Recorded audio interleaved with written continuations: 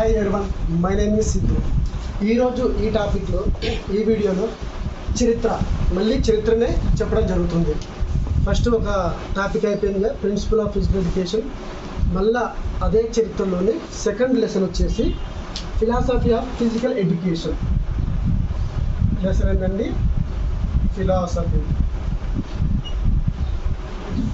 Philosophy of physical education. ఇందులో నుంచి 2 bits వస్తాయి. ఎన్ని బిట్స్ అండి? 2 బిట్స్ వస్తాయి. ఓకే, మన లెసన్ ఏంటండి? Philosophy of physical education. ఇది ఎందులో ఉంది? హిస్టరీ ఆఫ్ ఫిజికల్ ఎడ్యుకేషన్లో ఉంది. హిస్టరీ ఆఫ్ ఫిజికల్ సబ్జెక్ట్లో philosophy of physical education lesson మనం చెప్పుకుంటున్నాము. ఇందులో ఫస్ట్ మనం టాపిక్స్ చూసుకున్నాం. ఇందులో మళ్ళీ టాపిక్స్ ఫస్ట్ ఇంట్రడక్షన్ తెలుసుకోవాలి. Introduction, next types of philosophy, next వాదాలు. ఈ 3 టాపిక్ గురించి చెప్పుకుంటే ఈ ప్రిన్సిపల్ ఆఫ్ ఫిజికల్ ఎడ్యుకేషన్ అయిపోతుంది. ఇందులో నుంచి 2 బిట్స్ వస్తాయి. మెయిన్గా ఇందులో నుంచి ఒకటి, ఇందులో నుంచి ఒక బిట్ రావడానికి అవకాశం ఉంది.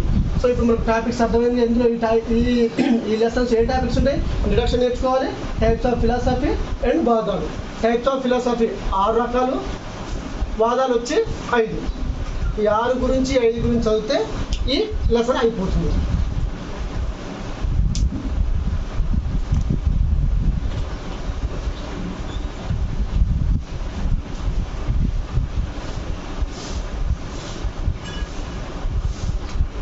First introduction.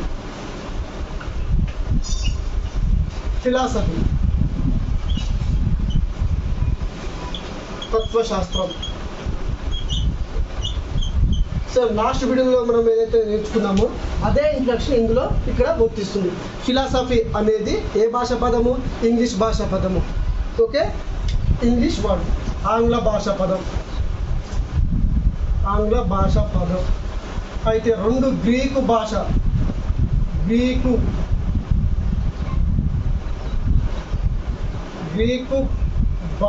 పదాల కలయిక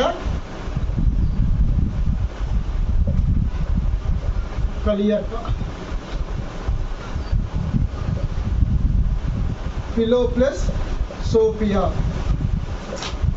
ఇది ఫిలాసఫీ ఆంగ్ల భాషా పదం, 2 గ్రీకు భాష పదాలేక ఫిలో ప్లస్ సోఫియా. ఫిలో అంటే ఏంటండి? లవ్. సోఫియా అంటే విజ్డమ్. ఫిలాసఫీ యొక్క మీనింగ్ ఏంది? Love of wisdom.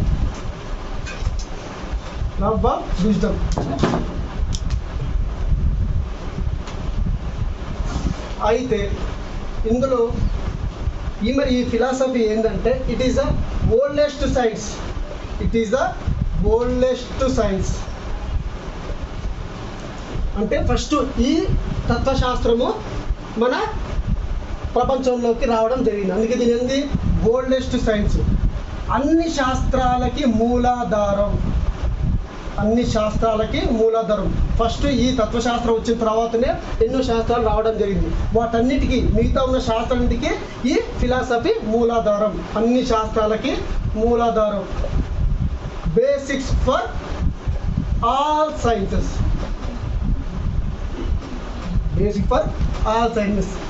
It is the పురాతనమైన శాస్త్రం, అన్ని శాస్త్రాలకి మూలాధారం. అయితే మరి ఈ ఫిలాసఫీ యొక్క మీనింగ్ ఏంటి? అసలు ఏంటి ఈ ఫిలాసఫీ? దీని యొక్క మీనింగ్ వచ్చేసి మానవుడు క్రమశిక్షణతో అప్రమత్తంగా ఉండి తనకొచ్చే సమస్యలు, సందేహాలు నిశితంగా పరిశీలించి లేదా సందేహాల పరిష్కార మార్గాన్ని అన్వేషించి చేసే అధ్యయన శాస్త్రమే ఈ ఫిలాసఫీ.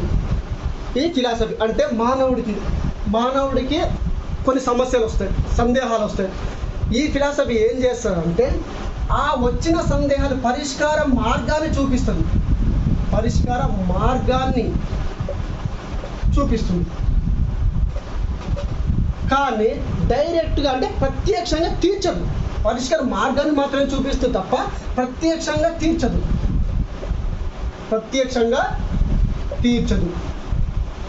అంటే ఎగ్జాంపుల్, ఇప్పుడు సీను అనే అబ్బాయి ఉండు. సీను అనే అబ్బాయి నల్గొండకి వెళ్ళాలి. నల్గొండకి వెళ్ళాలంటే మనకు ఒక సమస్య వచ్చింది, నల్గొండకి వెళ్ళాలో తెలియదు. అప్పుడు ఫిలాసఫీ వచ్చి, అరే నల్గొండకి నువ్వు ఈ రూట్ నుంచి వెళ్తే, ఈ బస్ ఎక్కిపోతే నువ్వు నల్గొండకి చేరుతావనే పరిష్కార మార్గాన్ని మాత్రమే చూపించింది తప్ప ఇదే సీన్ను తీసుకుపోయి నల్గొండలో డ్రాప్ చేసి రాలేదు. అర్థమైంది కదా? జస్ట్ పరిష్కార మార్గం చూపించింది. నువ్వు ఇక్కడి నుంచి నల్గొండకి ఈ విధంగా వెళ్ళు, ఈ మార్గంలో వెళ్తే నీకు నల్గొండ వస్తుంది అంతే తప్ప ప్రత్యేకంగా తీసుకెళ్ళి నల్గొండ వరకు డ్రాప్ చేసి రాలేదు. అదే ఫిలాసఫీ ఏం చెప్తుందంటే, మీకు వచ్చే సమస్యను పరిష్కార మార్గం మాత్రమే చెప్తుంది తప్ప ప్రత్యక్షంగా తీర్చదు. ఓకేనా? ఇది ఫిలాసఫీ యొక్క మీనింగ్. ఈ ఫిలాసఫీలో మెయిన్ ఇంపార్టెంట్ బిట్ ఒకటి ఇంట్రడక్షన్లో ఉంది, అదేదో తెలుసుకుందాం. Very very important. బిఎస్సి మన వ్యాయామ విద్య స్టాటిక్ ప్రాసెసా డైనమిక్ ప్రాసెసా? Static process and dynamic process. Static అంటే స్థిరంగా ఉండి ఒక దగ్గర ఉండి మనం వ్యాయామ విద్య కృత్యాలు చేస్తామా, లేకపోతే డైనమిక్ కదులుతూ చేస్తామా? ఒకే దగ్గర ఉండి మనం యాక్టివిటీ చేయం కదా, మనం కదులుతూ చేస్తాం. అంటే మనం ఏంటి?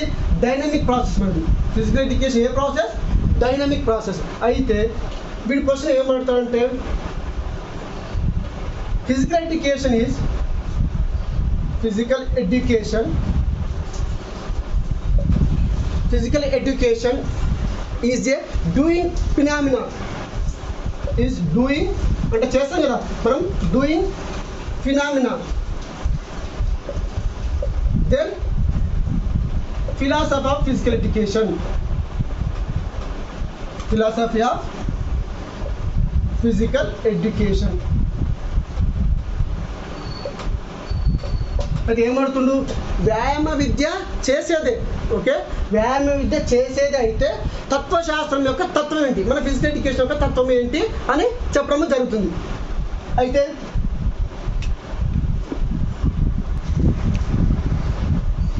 Physical education doing a phenomena, then philosophy of physical education. మన వ్యాయామ విద్య చేసేదే అయితే దాని తత్వం ఏమిటి అని అడుగుతారు క్వశ్చన్లో.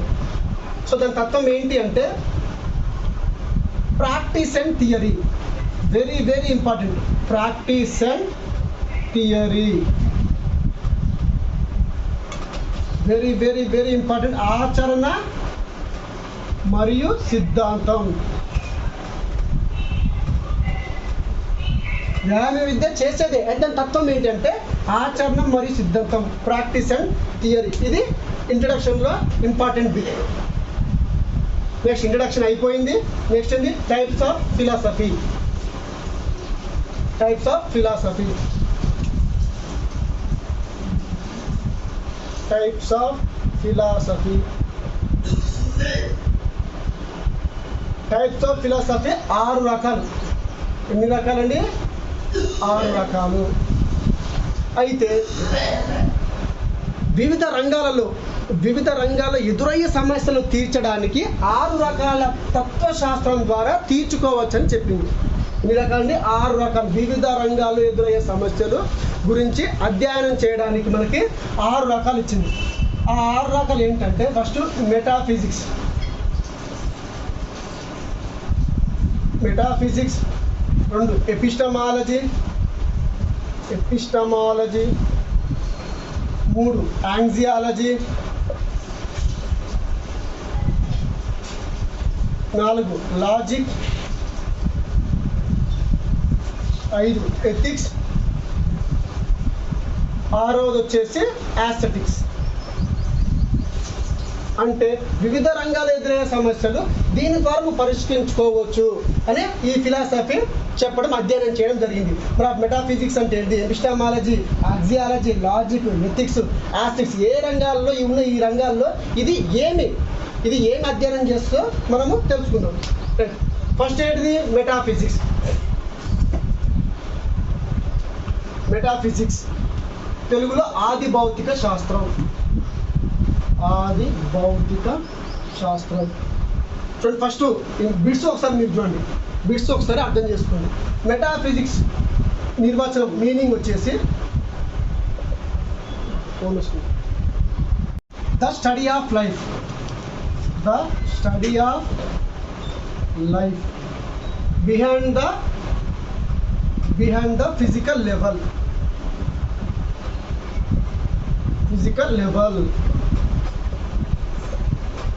మెటాఫిజిక్స్ అంటే అడిగితే ఈ ఫిజికల్ లెవెల్ ఇది ఒక్కటి గుర్తుపెట్టుకోండి, ఫిజిక్స్ అండ్ ఫిజికల్ లెవెల్. ఈ మెటాఫిజిక్స్లో ఉన్న ప్రిన్సిపల్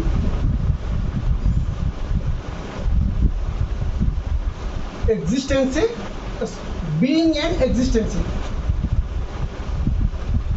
బీయింగ్ అండ్ ఎగ్జిస్టెన్సీ అంటే తెలుగులో బ్రతకగలం. అయితే ఇప్పుడు దీని ఒక ఫస్ట్ మొత్తము విశ్లేషణ చూద్దాము. చూడండి, ఫస్ట్ అయితే మీరు ఈ రెండు గుర్తుపెట్టుకుంటారు, physical level and being and existence, బ్రతకడం. అయితే ఈ మెటాఫిజిక్స్ ఆది భౌతిక శాస్త్రం ఏం చెప్తుందంటే ఈ భౌతిక ప్రపంచం వెనుక ఏదో అదృశ్య శక్తి ఉందా, మరి ఉంటే ఏంది? ఏదో అదృశ్య శక్తి ఉందంటుంది ఆది భౌతిక శాస్త్రం, ఉంటే ఏంది?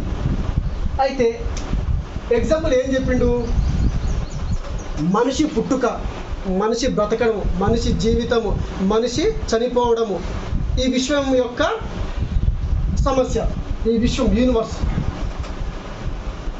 టోటల్గా ఈ మెటాఫిజిక్స్ కిందకి వస్తుంది. ఏంటండి? సరే, ఫస్ట్ అయితే మీరు ఇది నేర్చుకోండి, మెటాఫిజిక్స్ ఆది భౌతిక శాస్త్రం, ద స్టడీ ఆఫ్ లైఫ్. జీవితంలో ఈ physical level, physics physical level, principle వచ్చి బీయింగ్ అండ్ ఎగ్జిస్టెన్సీ, బ్రతకడము. ఓకే, అయితే నేను చెప్పాను కదా, ఈ భౌతిక శాస్త్రం వెనుక ఏదో అదృష్ట శక్తి ఉందంటారు, ఉంటే అది ఏందని ఈ సమస్య ఎదురయ్యింది మనకి ఈ రంగంలో. దాని గురించి ఈ ఫిలాసఫీ పూర్తిగా విశ్లేషణ ఇస్తుంది. అయితే ఎగ్జాంపుల్ వచ్చేసి మనిషి ఎవరు,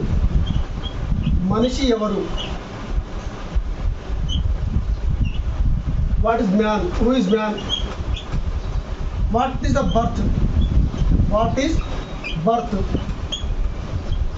మనిషి పుట్టుక ఏంటి, మనిషి పుట్టుక ఎలా, వాట్ ఈజ్ లైఫ్,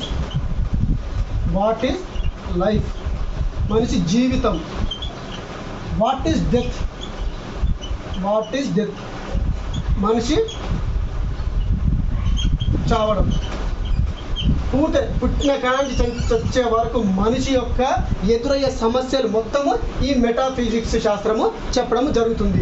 యూనివర్స్, ఈ ప్రపంచం, ఈ విశ్వంలో ఉన్నది ఏంటిది, యూనివర్స్. టోటల్గా మనిషి ఎవరు, వాడి పుట్టుకేంది, వాడి జీవితం ఏంది, వాడి చావడం ఏంది, ఈ విశ్వం ఏంది, పూర్తిగా ఈ విశ్వంలో ఎదురయ్యే సమస్యలు ఈ పూర్తిగా ఈ మెటాఫిజిక్స్లో చెప్పడం జరుగుతుంది. మీరు మెటాఫిజిక్స్ క్వశ్చన్ అడిగితే ఏం గుర్తుపెట్టుకోవాలి, ఫిజికల్ లెవెల్. ఏంటండి? Physical level. క్వశ్చన్ అడుగుతాడు, వాట్ ఈస్ ద మెటాఫిజిక్స్ అంటే ఏంటి, ఫిజికల్ లెవెల్. ఫిజిక్స్ ఇక్కడ ఉంది కదా, ఈ ఫిజిక్స్ నీకు లెవెల్ కలిపితే నీకు ఈజీగా గుర్తుంటుంది. నెక్స్ట్ మెటాఫిజిక్స్ ఇది. మెటాఫిజిక్స్ తర్వాత రెండవది ఏంటిది, ఎపిస్టమాలజీ.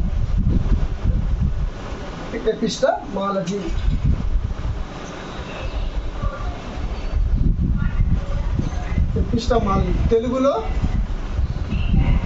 నిజం శాస్త్రం, అదే జ్ఞాన శాస్త్రం. ఈ ఎపిస్టమాలజీలో ఈ తెలుగు గుర్తుపెట్టుకోండి, ఈ తెలుగు మీదనే క్వశ్చన్స్ ఉంటుంది, ఆన్సర్ ఎలా పెట్టాలో నేర్చుకున్నాం. నిజం జ్ఞాన శాస్త్రం. అయితే ఈ ఎపిస్టమాలజీ ఏం చెప్తుందంటే నిజాన్ని ఎలా గ్రహిస్తారు, ఎలా వ్యక్తపరుస్తారు. ఎక్కడైనా సరే నిజం గురించి, నిజాన్ని ఎలా గ్రహిస్తారు, గ్రహించింది నువ్వు ఎలా వ్యక్తపరుస్తావు, నిజాన్ని ఎలా వ్యక్తపరుస్తావు.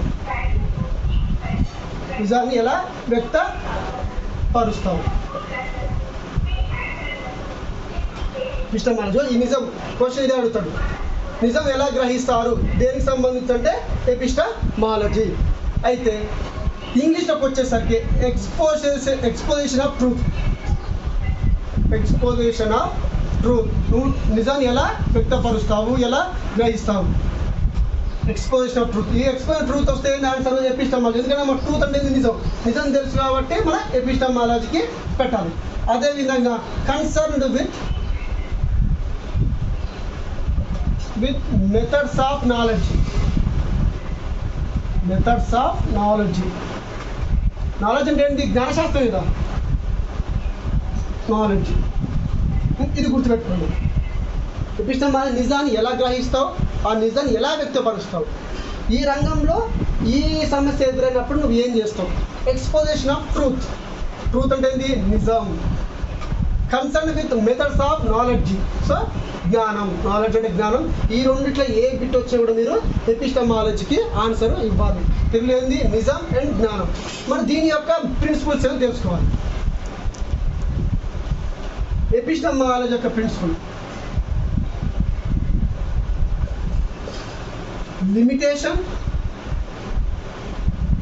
Limitation, validation, relation of knowledge. ఏదైనా మన జ్ఞానాన్ని నేర్చుకునేటప్పుడు ఏంటంటే మనం జ్ఞానం సంపాదించినప్పుడు దానికి ఒక సపరేట్ కొంతవరకు లిమిటేషన్ అయితే ఉండవు కదా, ఆ జ్ఞానానికి ఒక వ్యాలిడ్ డేట్ అనేది ఉండదు కదా, మొత్తం పోయేంత వరకు మనం నేర్చుకుంటూనే ఉంటాం. So limitation, validation, knowledge. ఎక్కడికైనా మనకు లిమిటేషన్ అనేది, వ్యాలిడేషన్ అనేది ఏది ఉండదు. మనము పోయేంత వరకు కూడా నాలెడ్జ్ని నేర్చుకుంటూనే ఉంటాము. కొత్తగా వచ్చిన కొత్త సమస్య ఎదురవుతూనే ఉంటుంది. ఆ జ్ఞానం కూడా మనం కొత్తగా నేర్చుకోవడం జరుగుతుంది. ఓకేనా. ఎపిస్టమాలజీ ఏంది? నిజం, ట్రూత్. జ్ఞానశాస్త్రం ఏంది? నాలెడ్జ్. ఈ రెండు గుర్తుంచుకుంటే మీరు ఈ ఆన్సర్ పెట్టడానికి సులభంగా ఉంటుంది. ఓకేనా. నెక్స్ట్ మూడవది ఏంటంటే ఆంజియాలజీ. ఇది చాలా ఈజీ. ఇంకా మూడోది ఏంటంటే ఆంజియాలజీ. తెలుగులో విలువల శాస్త్రం. ఇవన్నీ మన ఫిజికల్ ఎడ్యుకేషన్ రంగాల్లో కూడా ఉంటాయి. అన్ని వివిధ రంగాల్లో కూడా, మన వ్యాయామ విద్య రంగాల్లో కూడా వీటికి మంచి ప్రాముఖ్యత సంతరించుకుంది. ఆంజియాలజీ, విలువల శాస్త్రం. అయితే ఈ విలువల గురించి ఇంగ్లీష్లో ఏమంటారండి? వాల్యూస్. ఇది ఏం చెప్తుంది? The study of values. విలువల గురించి ఇది అధ్యయనం చేస్తుంది. అంటే అసలు విలువ అంటే ఏమిటి, ఆ విలువలు ఎవరికి ఇవ్వాలి, ఎందుకు ఇవ్వాలి, దేనికోసం ఇవ్వాలని పూర్తి విశ్లేషణ ఈ ఆంజియాలజీలో ఉంటుంది. అందుకే ద స్టడీ ఆఫ్ వాల్యూస్, విలువల శాస్త్రం. Based on judgement. ఎట్లా ఉండాలి? జడ్జిమెంట్. Based on judgement. పక్క ఆ విలువ అనేది నిజమై ఉండాలి. జడ్జిమెంట్. ఓకేనా. ఆంజియాలజీ అంటే ఏంటంటే విలువల శాస్త్రం. Study of values based on judgement. మీరు విలువల శాస్త్రం, ఆంజియాలజీ తెలుగులో విలువల శాస్త్రం తెలిస్తే మీరు ఈజీగా దీనికి ఆన్సర్ ఇవ్వడానికి మంచిగా ఉంటుంది. వాల్యూస్ అంటే ఆంజియాలజీ. ద స్టడీ ఆఫ్ వాల్యూస్ ఇస్తారు క్వశ్చన్ ఏమి ఇస్తుంది? ద స్టడీ ఆఫ్ వాల్యూస్ దేనికి వస్తుంది? కిందికి వస్తుంది. ఏదంటే ఆంజియాలజీ. Based on judgement. దేనికి? ఆంజియాలజీ. వాల్యూస్ ఎలా ఉండాలి? విలువ అంటే ఏ విధంగా ఉండాలి? జడ్జిమెంట్ లాగా ఉండాలి, పక్క నిజమై ఉండాలి. ఓకేనా. ఇది ఆంజియాలజీ. ఫోర్త్ వన్ ఏంటండి? మెటాఫిజిక్స్ అయిపోయింది, ఎపిస్టమాలజీ అయిపోయింది, ఆంజియాలజీ కూడా అయిపోయింది. ఫోర్త్ వన్ వచ్చేసి లాజిక్. అంటే తెలుగులో తర్కశాస్త్రం. ఏమంటారు లాజిక్ అంటే? అరే లాజిక్గా ఆలోచించు, అరే లాజిక్గా అవుట్ చేయి వాడిని, అరే లాజిక్గా కొత్తగా ఏదైనా చెయ్యి, కొత్తగా లాజిక్గా ఇనిషియేట్ చెయ్యి అంటే లాజిక్గా నువ్వు ఏం చేస్తావు? ఈ లాజిక్గా సమస్య వచ్చింది, అరే లాజిక్గా మనం ఏదో చేయాలి. ఈ లాజిక్గా ఎలా చేస్తావు? ఈ సమస్యని ఎలా చేయొచ్చు అంటే రీజనింగ్. మ్యాథ్స్లో రీజనింగ్ ఉంటుంది కదా, రీజనింగ్ ఆఫ్ అవుట్లైన్ థింగ్స్. ఏంటండి? Reasoning of outline things. Next అదేవిధంగా reasoning of outline things, improve the step of thinking. అయితే మన యొక్క ఆలోచన సామర్థ్యాన్ని పెంచుతుంది. Improve step of thinking. మన యొక్క లాజిక్ ఆలోచిస్తే మనకి ఏమవుతుంది? ఆలోచన సామర్థ్యాన్ని పెరిగిపోతుంది కదా. సో అది improve the step of thinking. Next one help to the accurate thinking. అయితే మన ఆలోచన సామర్థ్యం పెరిగిందనుకో మనం ఏం చేస్తాము? దానికి కరెక్ట్గా ఆన్సర్ ఇవ్వడానికి అక్యురేట్ దగ్గరగా ఇస్తాం మనం. ఓకే. ఆ విధంగా రీజన్ ఆలోచించడం ఎలా ఆలోచిస్తాము? Reasoning of outline things. అది మ్యాథ్స్లో ఉంటుంది కదా, రీజనింగ్ ఎట్లా చేయాలని ఇట్లా లాజిక్గా ఆలోచించి రీజనింగ్ చేస్తాం. అయితే improve the step of thinking, ఆలోచన సామర్థ్యాన్ని మనం లాజిక్గా ఆలోచిస్తే ఆలోచన సామర్థ్యం పెరిగిపోతుంది. పెరిగిపోతే మనం ఏం చేస్తాము, అక్యురేట్గా దగ్గరగా మనము సమాధానము చెప్పడానికి అవకాశం ఉంటుంది. సో ఇది లాజిక్, తర్కశాస్త్రం, reasoning of outline things, improve of step of thinking, help the accurate thinking. So మనం ఇలా థింకింగ్ గుర్తుపెట్టుకుంటే మనం దీనికి ఆన్సర్ ఇస్తానికి మంచి అవకాశం ఉంటుంది. తర్కశాస్త్రం, లాజిక్ అంటే సార్ ఇవన్నీ వస్తాయి. Next ethics. నెక్స్ట్ ఏంటండి ఎథిక్స్. 5వ వచ్చేసి ఎథిక్స్,